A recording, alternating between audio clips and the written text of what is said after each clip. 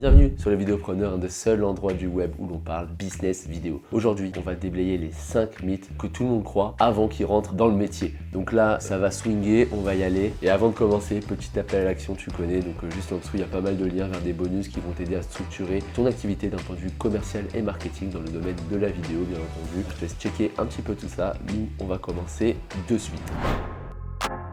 Première idée reçue, être vidéaste, c'est du talent, c'est filmer, c'est monter et basta en fait, c'est juste ces deux points. Alors, on va commencer tout de suite assez fort avec cette idée reçue de penser que être vidéaste professionnel, c'est grosso modo le travail à 90% du moins, faire de la vidéo. Je vais expliquer tout ça. On va prendre un point de vue rationnel. Quand vous êtes vidéaste, ce que vous êtes en fait, c'est entrepreneur. On va dissocier deux choses, le vidéaste et l'entrepreneur. Être vidéaste, c'est sûr que si vous faites des vidéos le week-end avec vos potes, machin, et vous n'avez aucune ambition d'en vivre, en fait, vous n'avez aucune ambition même de faire de l'argent avec ça, effectivement, vous êtes vidéaste et la seule métrique qui va conditionner votre satisfaction, vos résultats, c'est quoi? C'est votre capacité tout simplement à faire de belles vidéos. Mais du moment que vous voulez en vivre, c'est-à-dire que vous voulez trouver des clients qui vont vous payer suffisamment pour votre compétence. Et c'est là que intervient la deuxième compétence qui fait exister les vidéopreneurs, c'est le côté vente. Vous avez le côté créatif, il faut le côté vente. Mais genre c'est indispensable. Et énormément de vidéastes quand même se lancent comme ça en pensant que je sais filmer, je sais monter, ça suffit. Et ils se retrouvent face à un énorme mur, ils trouvent pas de bons clients, ils savent pas valoriser leur offre et ils comprennent pas comment aller trouver des clients. Et la raison, elle est simple, c'est qu'en fait, vous aviez une idée reçue, c'est de penser que la compétence était primordiale. La compétence dans la vidéo, c'est 30% du travail. Tout le reste, c'est des compétences commerciales. Et être un commercial, ça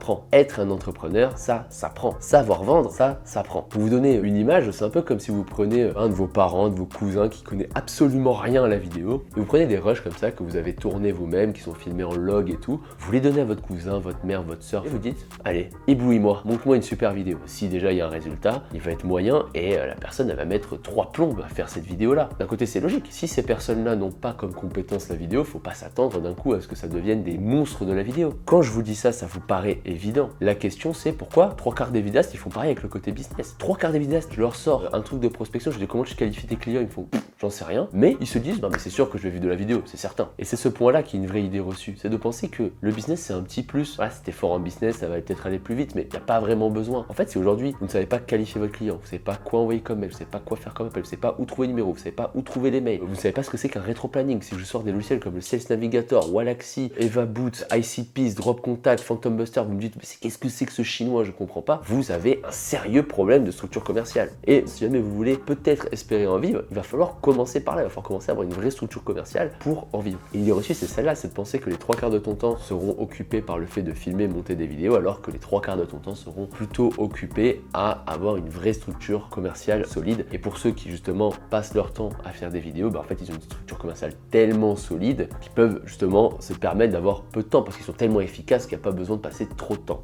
Deuxième idée reçue, que le succès dépend avant tout de l'équipement du vidéaste. J'ai vu des tas de vidéastes, j'en ai vu un notamment, il avait négocié un pur contrat, il avait un Lumix G7, donc boîtier d'entrée de gamme de chez Lumix, hein, c'est pas un gros boîtier quoi. Et ça c'est un vrai truc que beaucoup de vidéastes ont, où des fois je les rencontre, ils ont investi 10 000 € de matos quoi. Ils ont un A7S3, un truc machin, ils ont même des trucs, je sais même pas ce que c'est, des lumières à puture, truc machin, enfin vraiment des gros matos, mais ils ont pas de clients. Et ça c'est extrêmement problématique en réalité d'avoir cette pensée là, mais c'est aussi assez naturel puisque quand on se lance on trouve pas de clients, on se dit c'est parce que j'ai pas assez de matos, parce que j'ai vu tel youtubeur, il a des clients mais il a du gros matos. Il y a 7 ans en arrière j'étais pareil, j'étais tout le temps à la quête du matériel et à chaque fois si j'avais pas de clients c'est parce que j'avais pas le bon matériel et je me disais ouais mais pour tel type de prestation il faudrait acheter tel type de matériel et ça c'est extrêmement toxique parce qu'en fait le matériel il n'y a rien de plus éphémère surtout aujourd'hui. Vous achetez un drone, dans un an il est obsolète votre drone, limite il est jeté à la poubelle, il perd 50% de sa valeur puisqu'ils ont sorti la V2 avec le 5K, 8K, je sais pas quoi. C'est pareil pour les caméras, donc en fait il n'y a rien de plus éphémère que le matériel. Et si on parle d'un point de vue logique, si vous avez des clients, vous avez besoin de matériel pour délivrer la prestation pour le client. Si vous n'avez pas de clients, en théorie, vous n'avez pas besoin de matériel. Alors je sais que c'est un peu faux, puisque c'est bien d'avoir une base de matériel tout simplement pour pouvoir réagir vite s'il y a un client,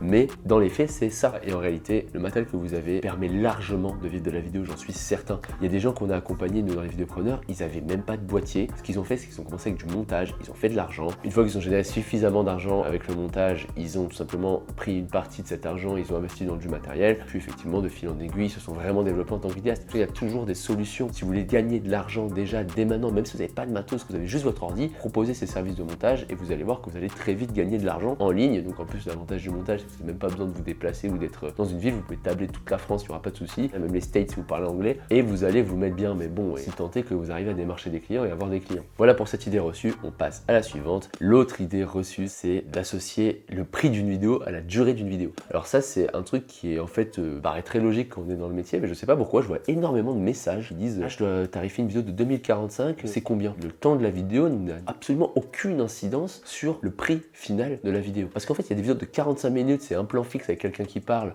en mode conférence, tout ça, bah, ça va coûter moins cher que si vous faites une vidéo de 1 minute, mais en mode il faut aller aux 4 coins du globe pour la tourner, il faut une équipe de prod et compagnie. Automatiquement, bah, la seconde coûte beaucoup plus cher que la première. Le temps de la vidéo, c'est bien sûr qu'il a une petite incidence quand même, mais quasiment aucune par rapport à tous les facteurs que j'ai donnés tout à l'heure. Les plus gros facteurs, c'est plutôt la production, combien de jours de tournage, combien de jours de montage, mais le temps de la vidéo n'influe pas ou très peu le prix. En tout cas, il influe tellement très peu le prix que ça n'a même pas besoin de mentionner le prix. Quatrième idée reçue, la correction en post-prod. C'est devenu un running gag carrément. Si vous pouvez le faire au tournage, faites-le au tournage parce que en réalité, la post-prod, elle a bon dos quoi. C'est vraiment le truc de ouais, mais ça c'est bon, post-prod ça se fait. Il y a des trucs que j'ai déjà fait où ça m'aurait pris 10 fois moins de temps en réalité de retourner certaines scènes. Inversement, faire vraiment ça en post-prod. J'avais oublié de couvrir des fenêtres sur une interview et l'interview était assez longue et du coup bah forcément il y a des variations de lumière parce qu'en plus c'était un jour où les nuages ils faisaient que voilà, c'était en mode Fast and Furious. Donc il y avait beaucoup de lumière, pas de lumière, beaucoup de lumière, pas de lumière, c'était assez chiant. Ça m'aurait pris 2 secondes de dire on coupe l'interview, attendez, on va couvrir toutes les fenêtres, revenez dans un quart d'heure. Mais bon, quand j'ai vu ça pendant le truc, j'ai pas voulu couper l'interview, je me suis dit bon bah vas-y ça va passer, je corrigerai ça en post-prod. J'ai passé je sais pas combien d'heures en post-prod à faire des variations, tu sais, des courbes comme ça, d'exposition, en jouant un peu avec tous les paramètres de lumétrie pour justement avoir une image à peu près stable. Donc si c'est faisable sur le tournage directement et que vous le voyez, vaut mieux le faire directement. Et dernière idée reçue, moi vous savez je suis vidéaste, je fais de l'exécution, tout le reste ça m'intéresse pas. Moi je suis là pour poser une caméra, filmer, monter, livrer la vidéo, basta. Il y en a qui pensent vraiment comme ça et chez qui ça peut marcher, mais souvent leur business repose avant tout sur de la chance, des anciens clients qui sont grave sympas. Mais dans les faits, je déconseille fortement de penser comme ça parce que plusieurs raisons. Déjà l'exécution dans la vidéo ça coûte pas grand chose. Forcément il y a des tas de gens qui sont prêts à faire des vidéos, enfin moi j'ai vu des vidéos méga complètes pour 100 balles. Vous imaginez une vidéo méga complète pour 100 €, tournage tout inclus, comment vous voulez concurrencer quelque chose comme ça? C'est un peu l'argument du cousin là, ouais mon cousin il fait la même chose, voilà. Les smartphones font d'excellentes vidéos. Effectivement dans vos yeux à vous, vous allez dire mais c'est une aberration, ça fait pas du tout pareil que ma caméra. Oui, mais dans les yeux du client c'est à peu près la même chose. Donc il sait pas pourquoi lui il vous paye 1000 balles et lui il a son téléphone, il se dit mais attends ça je le mets sur un trépied, je fais la même vidéo, c'est pareil non? Il se rend pas compte en fait de l'écart. Autre point, on arrive à une heure où les IA sont en train de